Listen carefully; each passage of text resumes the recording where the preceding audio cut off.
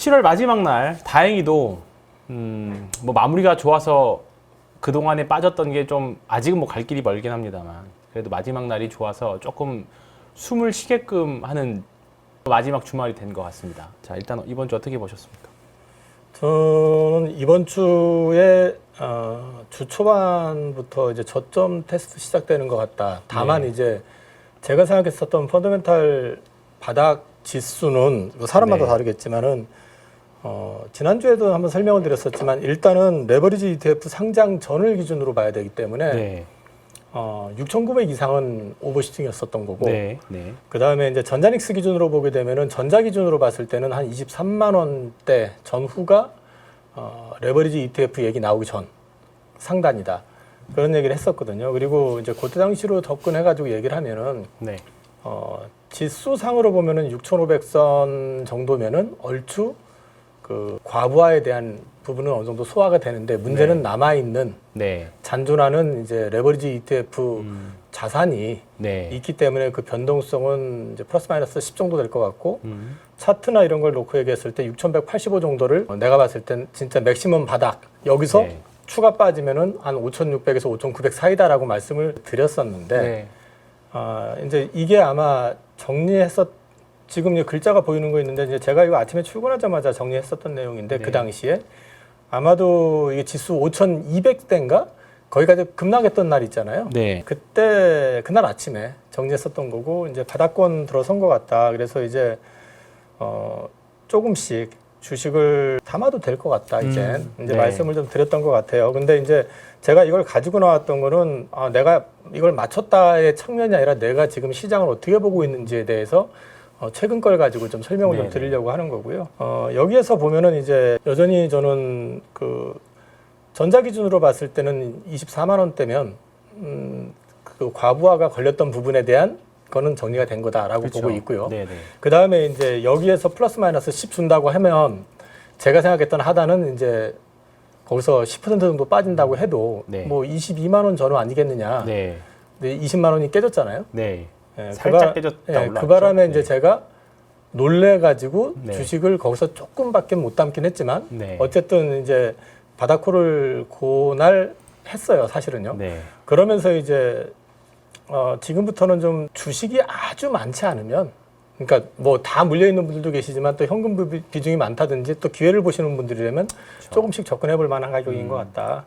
그런 말씀을 좀 드렸고 그 다음에 이 부분과 관련해 가지고는 이제 앞으로도 그럼 여기서부터 이제부터 얼마까지가 이렇게 이제 또 얘기를 할 수가 있잖아요. 또 중요하죠. 근데 이제 저는 이제 요 차트 제가 이제 그렸던 차트가 그대로 남아서 오지는 않았는데 이제 이 차트를 가지고 말씀을 드렸었던 거는 이게 지금 빠지는 게 보면은 은근히 이 패턴이 그죠? 역축 패턴으로 해가지고 이런 표현하면 좀 이상하지만은 되게 균형감 있게 빠졌어요. 그렇죠. 빠지는 것도 사실은 뭐 일방적으로 박살난 것 같지만 추세를 만들어가면서 맞습니다. 균형감 있게 빠졌거든요. 근데 지금 이제 오늘 올라와가지고 상단에서 계속 상단 갈래다 말래다 했었던 이유가 뭐냐면 하이닉스하고 삼성전자도 다 하이닉스가 171만 원인가가 그 상단이었던 것 같고 그러니까 저항 때 11선인가 그런 것 같고 삼성전자도 아마 그 26만 원대 전후에서 그게 있었던 것 같아요. 돌파했다가 지금 뭐 키옵시다 때문에 조금 더 약간 흔들리는 모습이 나오긴 하지만 이걸 이제 여기서 제가 지금 이걸 찾질 못해서 말했는데 제 그림으로는 그려놨었는데 피보나치 수열로 이제 접근 낙폭을 가지고 계산을 해보면 7,200이 조금 안 되는 그림이 나와요. 고점이.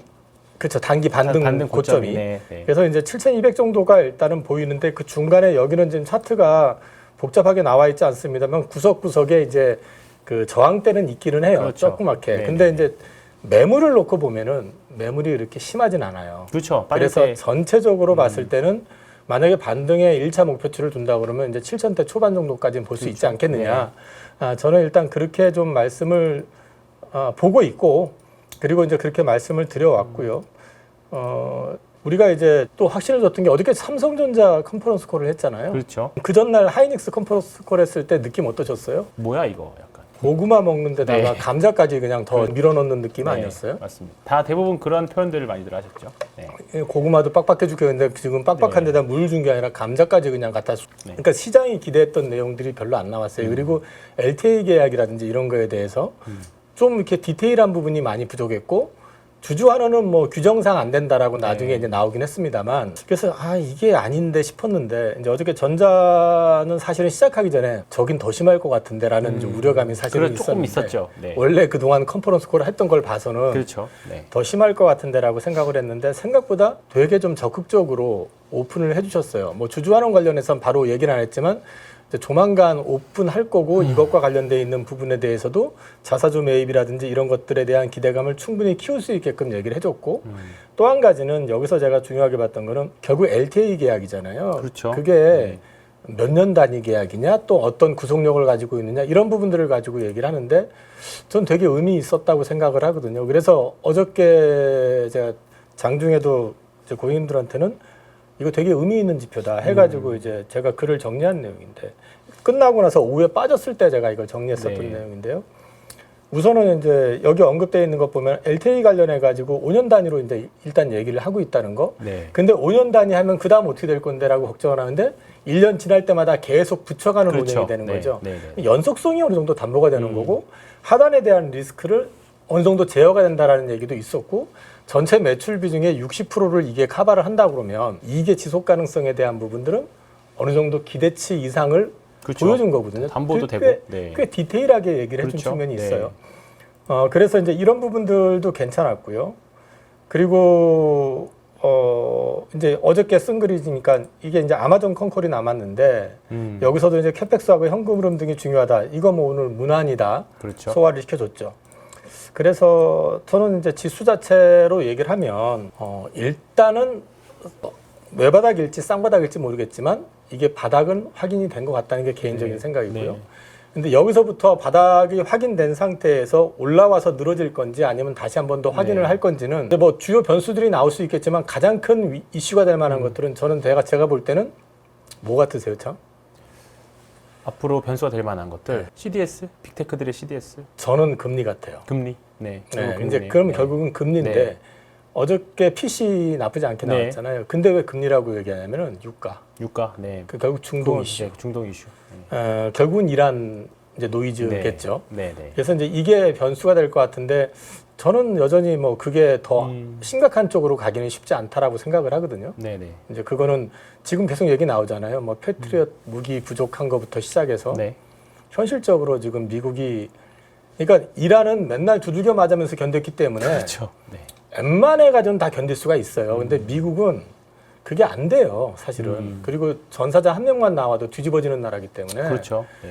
그래서 이제 저는 조심스럽긴 합니다만 그런 부분에서 아주 돌발적이거나 어떤 큰 변수만 생기지 않으면 지수 자체가 쌍바닥보다는 좀 이번에 다시 되밀린다 하더라도 이전보다는 확실히 저점이 높아진 상태에서 바닥이 되지 않을까 싶은 거고 그렇게 본다고 했었을 때 지수는 저는 아까 제가 6,185인가 그거 깨진 쉽지 않을 것 같다. 일단 저는 개인적으로는 네. 그렇게 보고 시장을 이제 읽고 있고요.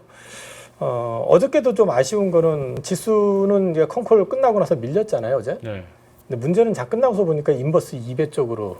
그렇죠. 그게 가장 지금. 근데 이게 문제죠. 제가 이 말씀을 드리는 건 뭐냐면 이게 잘못 배팅했네, 역배팅했나 이런 걸 말씀드리는 게 아니라 6월달 내내 말씀드리고 제가 계속 수급 불편하다는 얘기하면서 그렇죠. 제가 네. 여름에 더울 때 좀 전자닉스 줄이자. 싸게 살 게 있다라는 네. 얘기 했었잖아요. 네. 네. 줄이라고 얘기했다가 욕을 먹어가지고 이제 줄이라는 얘기는 못 하겠고. 근데 이 부분과 관련해가지고 저는 오늘 지금 대책이 시행이 된 거잖아요. 그렇죠. 오늘부터 시행이 됐는데 이게 또 이렇게 된다고 해가지고 지금 갑자기 또 전체가 모두가 어쨌든 살아나니까 잊혀져 버리면 이건 네. 항상 잠재 변수가 될 수 있어요. 그렇죠. 계속 가져가야 되는. 네. 물론 달라진 거 내용 보면 3천만 원으로 증거금 올린 거 저는 그걸 몰랐거든요.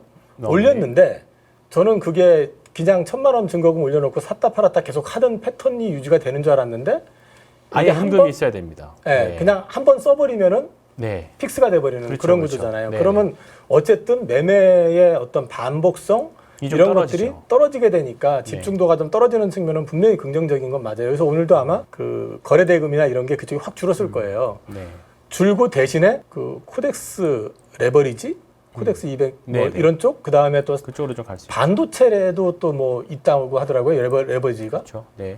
뭐 그런 쪽으로 또 수급이 넘어갔다고 하긴 하더라고요. 그래도 그렇겠죠. 이전보단 좋아진 건 분명한데 문제는 이게 이제 개인 투자자들에 의해서 이런 어떤 집중도 때문에 뭐 역반응이 나왔다 뭐 이런 얘기들 많이 나오는데 이건 뒤집어 놓고 얘기하면 이걸 활용을 하면 예를 들어서 외국인들이 전략적으로 활용하면 또 당할 수 있어요.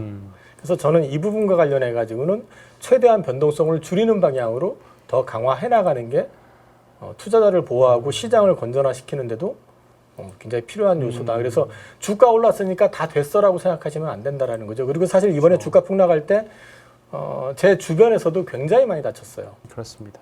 그러니까 일반 투자자 말고 나름 했던 사람들, 그 사람들 레버리지를 다 썼던 사람들이기 때문에 그래서 전 사실은 좀 여전히 불편해요.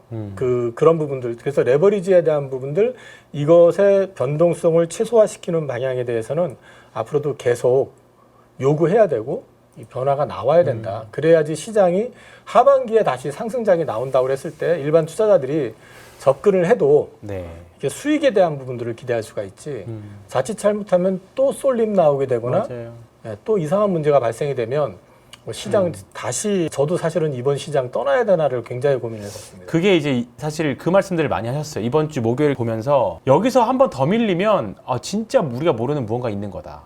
그 얘기를 많이 사실 했었거든요. 그것도 있고요. 저는 이거 뭐 얘기하기는 좀 그렇지만 제가 업계 어쨌든 무지하게 오래 했어요. 그러니까 현업에서 이 트레이딩만 가지고 저만큼 한 사람이 별로 없을 거예요. 근데 제가 제 일에 대한 회의감을 처음 느꼈어요. 그렇죠. 이거는 뭐 내가 이걸 여태까지 해왔던 일이 이런 건가? 맞습니다. 내가 결국 제가 입사하고 나서 제 주변의 친구들 저는 증권회사 쪽에 이제 입사한 사람들이 제 주변에 별로 없었기 때문에 너 왜 거기 갔어? 너하고 안 맞는 것 같은데부터 시작해서 저한테 종목 하나만 줘봐. 뭐 이런 거. 그 다음에 이제 어차피 도박인데 뭐 이런 얘기 들을 때마다 발끈해가지고 제가 맨날 그랬었는데 그런 거 좀 있죠. 결과적으로 지금 보여주는 건 도박판이 그렇게 됐죠. 그러니까 내가 지금 평생 여기 있었던 거 자체에 대해서 내가 이러려고 지금까지 이러고 있었나 하는 회의가 되게 많이 들었었거든요. 사실은. 그래서 이 부분은 다시 정상화 시켜야 된다. 저는 사실은 지금 구조가 오늘 결국 외국인들이 한 9조 원 가까이 사들어오면서 땡기긴 했는데 문제는 뭐냐면 지금 현재 수급으로 놓고 봤었을 때 개인 투자자들이 다시 장 올랐으니까 이제부터 들어가 볼까? 적극적으로 해볼까? 쉬울까요 그게? 자 연기금이 지금 이렇게 된다고 해서 적극적으로 다시 막 포트 리밸런싱을 할까요? 그러니까 이런 부분들 생각해 본다 그러면 정상화할 수 있는 부분에 대해서는 조금 더 당국에서 고민해 주셔야 된다. 그래서 좀 저는 투자라는 게 말 그대로 투자가 돼야지 투기가 돼서는 안 되는데 이 부분을 조금 좀 바꿔주시는 이번에 좀 계기가 됐으면 싶습니다. 최근에 JP모건에서도 사실 한국 시장 아시아 증시 좀 비중 줄인다라는 이야기 나온 게 테크가 안 좋아서 그렇다기보다 너무 과도한 변동성 때문에 그런 측면이 좀 많지 않았나 저도 개인적으로는 좀 그렇게 생각합니다. 투자하고 투기의 가장 큰 차이점이 뭘까요? 변동성? 예측 가능성이 있어야 되는 거잖아요. 투기는 예측을 하고 하는 게 아니라 그냥 베팅을 하는 베팅이죠. 근데 이 투자라는 거는 어느 정도 예측 가능성을 가지고 해야 되는데 지금 예측 가능성이라는 게 존재했었냐는 거죠. 지난 한 달 동안에. 그래서 이런 부분들이 조금 정상화될 필요가 있다. 개인적으로는 그렇게 생각을 하고요. 이게 이제 제가 향후에 봐야 될 변수라고 해서 고객님들한테 이번 주 초에 정리했었던 내용인데 금리 인상 개인적으로는 아니라고 판단하지만 할 경우는 충격일 거다. 다만 이건 일회성일 가능성이 높다라고 이제 말씀드렸고 콩콜은 명확한 주주환원, HBM4 관련, ATE 관련 설명이 필요하다. 그래서 삼성전자 이 뭐 다 지나간 얘기니까요. 그러면 이제 남은 걸로 봤을 때 8월달에 우리가 이제 고려해봐야 될 이슈가 뭘까? 저는 이제 8월달에는 저는 매크로 쪽에서는 우리는 여전히 이란, 유가. 그렇죠. 유가 이게 가장 메인일 것 같다. 저는 그렇게 보고요. 메타가 흔들어놨던 것도 가만히 살펴보시면 부동산 개발하듯이 바꿨잖아요. 그 금융기관하고 이제 조인트 벤처 만들어가지고. 그럼 메타 입장에서는 현금 흐름의 부담을 좀 줄일 수 있는 부분이 분명히 있고 이게 결국은 또 버블을 유도할 가능성이 있다라고 저는 보는 거고 오늘 아마존 어닝은 상당히 잘 나온 거다. 그렇죠. 내용이. 네. 그래서 이제 이런 부분들에 대한 노이즈는 어느 정도 좀 가시지 않을까. 근데 변동성은 여전히 남아 있기 때문에 남아있다. 그런 거는 좀 보셔야 될 것 같다. 예, 그 정도 말씀드립니다. 사실 저는 오늘 이제 레버리지 ETF가 얼마큼 거래대금이 줄을까, 사실 뭐 기본적으로 레버리지 ETF를 하시는 분들이 예탁금 많이 쌓아놓고 하기 때문에 얼마큼 정책 효과가 있을까 했는데, 항상 이제 사실 거래대금 상위 10종목 중에 5종목이 단일 종목 레버리지 인버스였잖아요. 근데 오늘 보니까 이제 10등 한 게 이제 하이닉스, 코덱스였고요. 나머지는 다 이제 뒤로 밀려났습니다. 다 밀려났고, 코덱스 레버리지는 말씀하셨던 대로 레버리지 인버스, 선물 인버스 약간 좀 대체로 할 수 있을 정도. 근데 이제 요거는 사실 상대적으로 영향이 좀 덜하니까 좀 그렇게 된 것 같습니다. 그러면서 이제 시장이 비정상화됐던 시장이 이제 조금 정상화되는 것 같은 첫날이었으면 좋겠다 생각이 좀 들고요. 8월에는 이런 웹도독 현상이 조금 줄어들 걸로 보이시나요? 이제 효과가 좀 나올까요? 지금 이제 어쨌든 자산이 남아 있잖아요. 네. 이제 또 늘었을 거 아니에요. 그렇죠. 이 부분과 관련된 부분들은 근데 그대로 뒀을 경우에는 언제든지 변수가 될 수는 있어요. 그렇죠. 네. 그러니까 이전처럼 사고팔구가 막 이제 되는 건 아니니까 좀 달라질 수는 있다고 그렇죠. 하더라도 네네네. 어찌됐든 간에 이게 또다시 이용당할 가능성은 있다. 그게 개인 투자자가 아니라 외국인에 의해서도 나올 수 있고, 경우에 따라서는 이걸 살려놓으면은 기관도 마찬가지로 네. 충분히 이용할 수 있는 부분이 있기 때문에 저는 이 변동성을 좀 줄이는 방향으로 더 강화할 필요가 있다. 그래야지 증시를 제가 말씀드리면서 이건 되게 올드한 생각이라고 보실지 모르겠지만, 제가 요즘 계속 말씀드렸던 게 연못 비유를 네. 되게 많이 했거든요. 네. 연못에 고래 한 마리가 있어요, 우리는요. 네. 대한민국 증시는 네, 네, 네. 연못에 고래 한 마리가 있어. 그리고 다른 이제 물고기들이 같이 살고 있었어요. 근데 고래 한 마리를 복제해서 더 갖다 붙여놓은 거라고 지금요. 그러니까 이 한 마리가 있으면 다른 물고기들도 다 먹고 사는데 한 마리를 더 갖다 붙여놔 버리니까 물에 있는 먹이를 갖다가 이것들이 다 잡아먹어 버리니까 여타 섹터가 말라버린 거잖아요. 그렇죠. 네. 말라 죽어버리니까, 굶어 죽어버리니까 그게 코스닥부터 시작해서 모든 섹터 주식들이 다 박살이 난 거란 말이에요. 그렇죠. 네. 근데 그렇게 되면은 여기 얘네들은 두 고래는 좋냐는 거죠. 당장에 물이 썩어가고 물이 흐려지니까 외국인들 투자 비중 줄이죠. 그렇죠. 자금 안 들어오지. 맞습니다. 주가 폭락 나온 거잖아요. 네. 결과적으로는. 그래서 저는 이런 부분들이 정상화되려면은 이 변동성을 최소화시키고 다른 물고기들이 살 수 있는, 다른 섹터들이 공존할 수 있는 그림을 만들어 놔야지만이 투자자들도 대안을 찾을 수가 있고, 한국 시장에 투자하는 사람, 그러니까 외국인들 같은 경우도 한국은 반도체 빼고는 없어 분위기잖아요, 지금. 네. 그런가요? 그러진 아니에요. 않은데, 그렇죠. 한국 지금 보면은 은근히 글로벌 탑티어급 업종들이 꽤 돼요. 다 묻혀버린 맞습니다. 거거든요. 다 묻혀 지금. 있죠. 네. 그래서 이런 부분들에 대한 것들은 그러니까 다음 달부터는 이걸 변동성을 최소화시키는 방안에 대해서 조금 더 고민해서 조금 더 강화시켜 놓고, 재차 상승을 한다고 했었을 때 지금과 같은 또 쏠림이 나오지 않게끔 네. 조치를 취해 놔야지 이게 시장이 좀 정상화되지 네. 않을까? 네. 알겠습니다.